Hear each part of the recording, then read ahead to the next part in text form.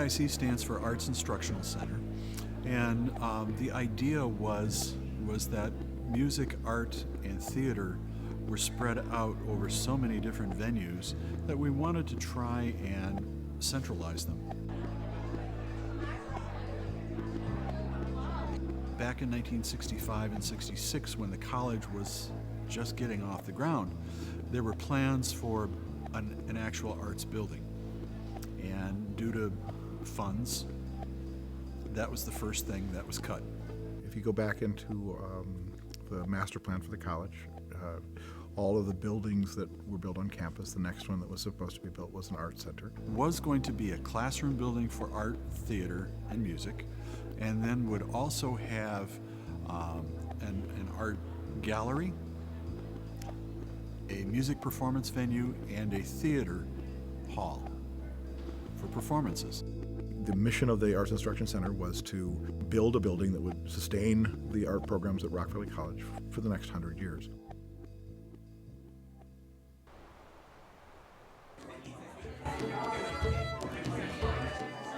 In the history of the college had never asked the state for money to build anything.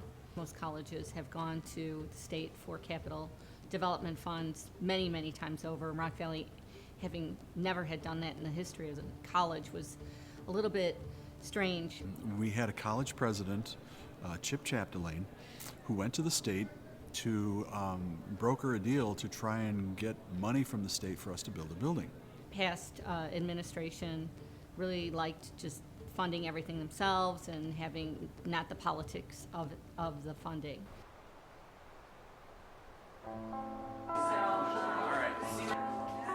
When we got a new president, Dr. Roland Chip Chapdelaine, he came on board and looked at the old master plan and found out that the next building to be built was this Arts Instruction Center. And he didn't have any problem with politics. So he said, well, why aren't we going to Springfield to ask them for money when all the other community colleges in the states are asking for money? We were allocated $26 million 2 years ago to build an arts instructional center. And then we also received $10 million back around 2000, 2001. So that came up to the total of $36 million. During that time, for the last 12, 13 years, we've been working with Booth Hanson and Jeannie Gang, architectural firms, and came up with an original set of drawings that were working drawings. We could have put the shovel to the ground and begun right away. When you build a new facility on campus, you have to maintain that facility, you have to operate that facility, and that involves lighting it, heating it, cooling it, cleaning it, maintaining it. So while the capital budget allows for the construction of things, it's your operation money, which is money that could be otherwise redirected towards labor, that would be, again, we would have limited resources if we had another building on campus to support. Every year, we have to supply to the state of Illinois what is called a RAMP document. We put in the first RAMP document, which is the Resource Allocation Management Plan, down to Springfield for starting the process to find the architect. What it is a study of the need for an arts instructional center. And back in whether it's 1999 or today, there is still a need for this building, or otherwise the state would have said, nope, sorry. The AIC was delayed because of the funding structure of the state of Illinois. We went through a couple of governors that are now in prison, and all of them played fast and loose. Then 3 years ago, Governor Quinn came here. They told us at the last minute he was going to arrive, get all the art students we could, and go into the PAR, and he came with one of those giant checks and said the money had been released. Finally, in about 2003, we had finished the design of the first Arts Instruction Center. 1 year ago, this month, we were in meetings with the architects, and we were to the point where we were put in little groups, and we were asked down to very fine detail how much cabinetry and where we wanted electrical outlets. It was a done deal as far as we thought. We even got as far as deciding the materials that would be on the walls, the floors, the ceilings.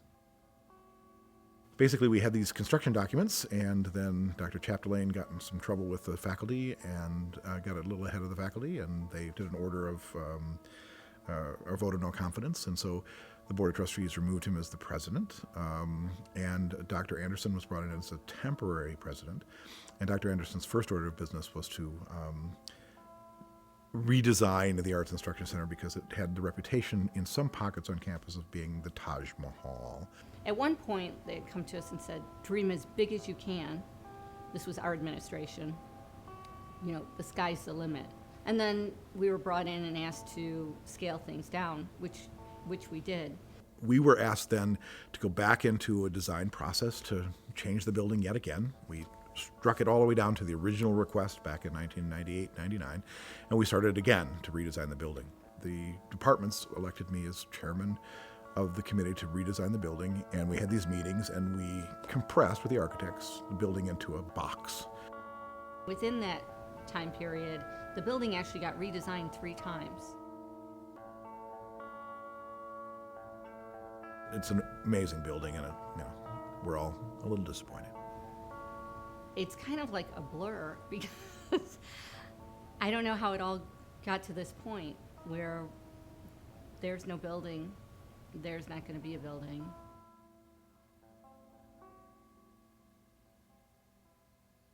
Dr. Becker came and said, we were heading in the right direction. The Board of Trustees were all on board. Everybody was working forward on making the Arts Instruction Center a reality, and then the money came. We were in the midst of a faculty negotiation. And in that faculty negotiation, things were not progressing. As the negotiations wound down, the board was very clear that we would find and look into a number of areas that the faculty thought were wasteful, one being travel budgets, one being food budgets, and we would make sure that money was being spent efficiently and wisely. Then things started to unravel. December of 2010, was it 11? 2011, the college president told us that things were not looking good financially, and that he did not believe that a building could be built that the Board of Trustees would go along with, and also believed that there might possibly have to be programmatic cuts, and he was not going to build a building if the economy went so bad that we had to cut programs, and one of them might be one of our areas. That was devastating to all of us.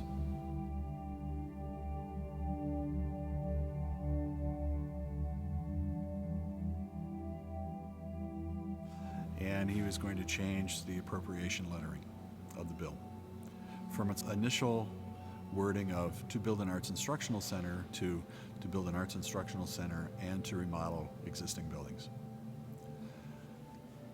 So now that gave the green light to the trustees to try to decide, well, what else could we do with this money?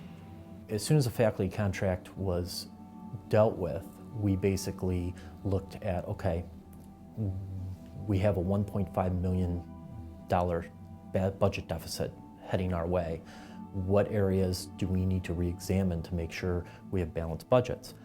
And this $48 million building, while it was capital, being able to sustain it, to support it year after year, became a concern. We got an email saying the decision's been made to not build the AIC and to remodel existing buildings instead. Then we looked at enrollment. Part of the reason why we were hitting a budget deficit was that enrollment was shrinking.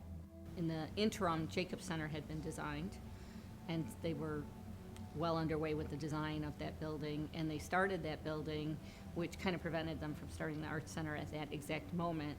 The college, waiting for the funds, had gone ahead and built the Jacob Center, and then Dr. Becker said, how can I build this building for $46 million when the other buildings, we just built this one ourselves on our own nickel, 100% of our money, for $36 million, and I can't in good conscience do that. What we figured out was that prior to the Jacobs building, the math and science building being built, our enrollment was much higher.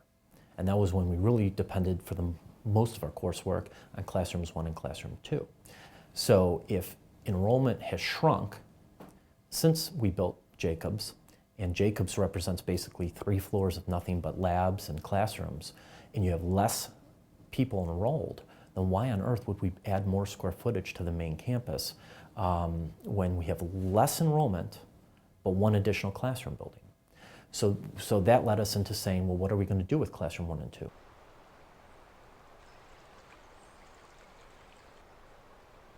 That's about the first time that it started to unravel, which it is pretty well unraveled now to nothing after 13 years. We're hoping that may be reversible in some miraculous situation, but at this point it doesn't look like it. We were sort of in shock, so we really didn't know what to think after working on it for 13 years.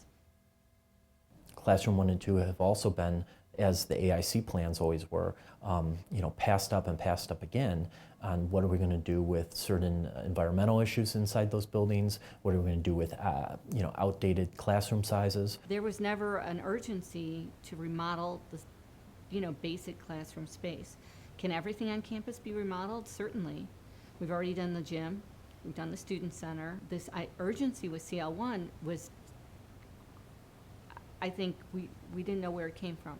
Because it was the one item that was the most clear need, and it was the one item that everybody agreed on. The administration, faculty member I spoke to, students, and the board, universal agreement that Classroom 1 needed to be addressed and expanded.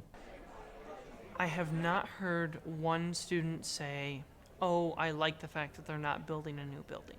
Just plain and simple. Student opinions vary. Obviously, the music students are upset that they're not getting their own building. There's a lot of needs, and we can't put all our eggs in one basket called the AIC. So we're trying to be good stewards of the tax money that's sent to the college. We're trying to be good stewards for making sure that this college is ready to compete in the 21st century. There is a saving money for the college in it, and some students see that, but I'd say that they're definitely in the minority, and I'd say that most of the students, if asked, would say, I think we should build the AIC. We're busting at the seams. We have no space. Anything's better than what we have. We're willing to make compromises, but we never thought we'd just, poof, lose the whole building. Our rehearsals right now are in the Performing Arts Room, which is in the basement of the ERC. Currently, the band and the orchestra doesn't fit on stage. It's just too small of a stage. In waiting for the building to be built, because we were 13 years going, the studio theater that we have is found space. This used to be, years ago, this was the main dining room and the student center. And we've tried to do the best job we can, given that we're working in really substandard locations. Everything's band-aided together. The lighting system in the studio theater are old CD80 packs. They came with the college back in 1967. And you can't even get parts for them anymore. You can't service them. And so they're winging a prayer right now. And it was always, eventually we will fix this for you. Don't worry about it, we'll fix it for you. And we just go on, and now apparently we're not. The art department isn't even together. We're spread out in 5 different buildings. So we have Stenstrom Center with graphic arts technology. Our students can't make it back and forth between the classes. Painting, drawing, life drawing, printmaking, design, 3-dimensional work being done in these 3 rooms, and we're on top of each other. We have no ventilation, proper ventilation. My colleague Matt has to go to a different building, 3 buildings away, to etch during his printmaking class, so he actually has to leave class. It's actually very important as a way for the art department to assess their students is to show their artwork at the gallery. For music, performing is just part of what we do. And so we have to have a venue in which to do that. And the same is true with theater. Now, from what I'm understanding from the chair of the board, is that 80% of the Arts Instructional Center, which is everything minus the 2 performing venues, will go into CL2. I think that's great. They are starting the CO1 renovations, then they're going to renovate CL2 with the instructional space, and then they are committed to building some kind of performance venue on campus. However, they don't have enough data to know what they're going to do on campus, so that has been halted. And yes, I do think that's nice. We all kind of agree that that's really nice, but it's not like we're not serving our students well in CL1 and CL2 now.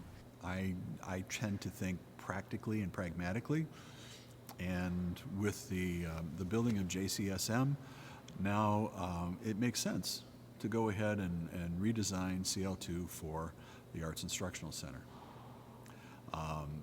I wish, though, that the board would try to make a decision, and I know they will, as to performance venues.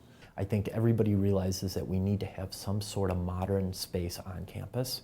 The question is it 2 or 1? The question is at how much, how extravagant do we build it? I mean, you can have a nice performance venue for $200 a square foot instead of $400 a square foot. As long as there's 2 venues, I'm fine, as long as those venues are functional and they're better than what we currently have. There was one time where one of the trustees was saying that they wanted us to do our performances at the Coronado. If you go to the Coronado, the current price for a rehearsal or performance is $4,000. I have 7 different performing ensembles. So, that's $28,000. That's not counting a rehearsal. If I put a rehearsal on top of that, we're looking at, what, $56,000? And that's just for one semester. I had already designed an exhibition schedule with, well-known names, because people, once you have a real art gallery, they're willing to come. I need a stage that is 60 by 40. I need a place that is acoustically sound. I need a place that has security. I need a place that has parking. All of these places that we're looking at downtown have a limitation. You need 3 things to make a theater and or music department or performance venue work. You need parking, you need product, and you need proximity. So if we have the 3 Ps here, why would you not want it to be on campus? It's about our students. I think you'll see the board in the next 4 or 5 months drill deeper and deeper into the performance venue piece, because as Classroom 1, we knew that was something that was universally agreed to and was an urgent need. We all knew, at least on the board and the administration, that the AIC, the instructional piece of what the original AIC was, we all agreed should be in Classroom 2. So we separated that out, and we again thought we were doing a great service to everyone, saying that we're not going to hold hostage the instructional piece while we further deliberate the performance piece.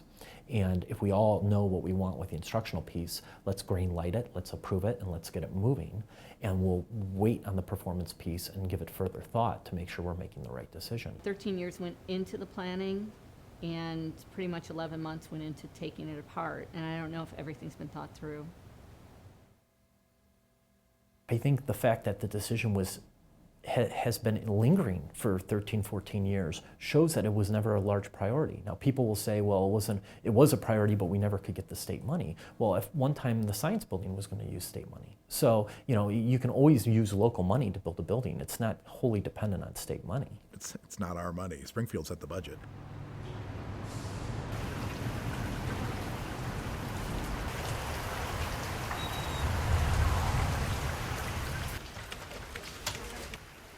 I truly respect the work of the trustees and the challenges that they have today. Their tasks are not easy. The costs of running Rock Valley College haven't gone down while our revenues have gone down. In fact, just the opposite. The costs of running Rock Valley, just like the costs of running the city, on a per employee basis have continued to go up.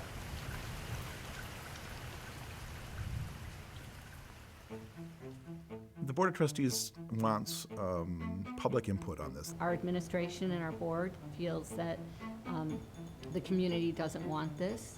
We're saving money for the college. It's beneficial. It's good. But there are benefits to having another Genie Gang building on campus. There are benefits to having the art students have their own facility. And to some, that will outweigh the cost. What the departments would like to happen is to build the building. There's some value in having a second Genie Gang building. Genie Gang, her first project was Starlight. Now as a starchitect. She's been called the Frank Lloyd Wright of the 21st century. She's won the MacArthur Genius Award. She designed the Aqua Building in Chicago, which Wall Street Journal just did an article on her, and the New York Times has been out here to see the Starlight Theater in the last month. People would be coming to Rockford just to see those two buildings in one spot. And remember, Rock Valley College serves 3 counties, right? So it's not all about the city of Rockford. It's about Boone County and Ogle County and the Winnebago County that are traveling here. We're also a college that serves Rockton and Roscoe and Belvedere, and we're not just, Loves Park, McChesney Park. We are not only Rockford. We serve a huge, diverse community. It's about what strengths can we bring as a community, whether it's downtown or it's at the Rockford Airport or it's in a private sector manufacturing facility or other company. What strengths can we bring to the education experience to add more value to a student's experience?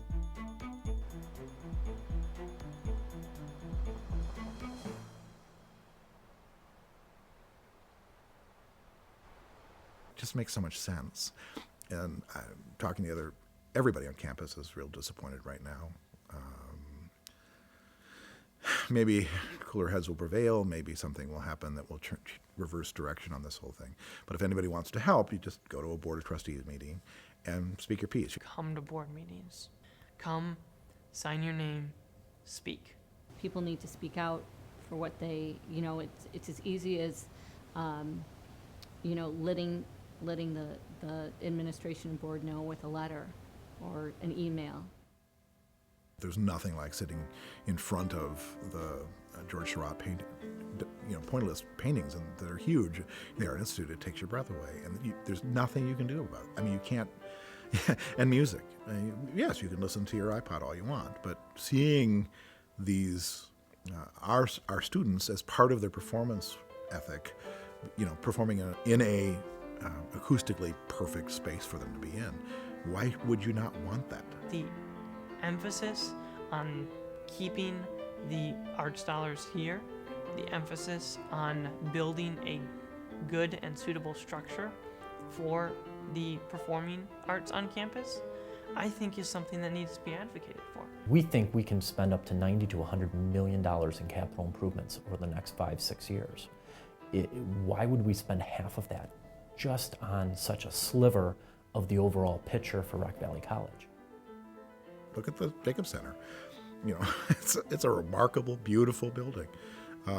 So are you saying that the math and science people are more important than the art people? $48 million is half of what we would spend in 5 or 6 years on capital, and we have many programs that we want to grow, nurture, expand on, and other programs that need a reinvestment. Arts is valuable, arts is important, but it's not the entire picture. There's a feeling that there's very little support from the administration for the arts.